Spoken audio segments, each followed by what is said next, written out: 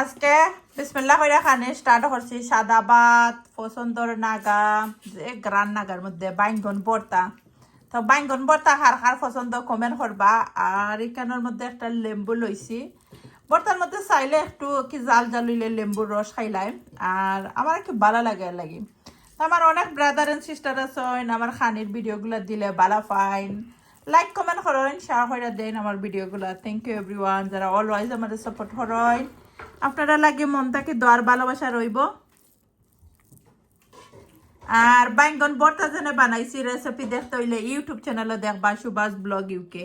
দেখতে একবারে ভুলবা না। আর নাগামরিচটা একটু বাইঙ্গা মাখাইলাম। আর আমার বাইঙ্গন ভর্তার রেসিপিটা ডিফারেন্ট আছে, আপনারা ট্রাই করেন জানো যে মজার হয় ইজি আর কুইক তো বানাই আর মজার একটা ভর্তা। আমার ফ্যামিলি সবাই ভালো পাই। তারপরে আমার দর্শক ভাই বোন লোক শেয়ার করি আশা করি ভালো পাইবা। বিসমিল্লাহ কইরা লইরাম।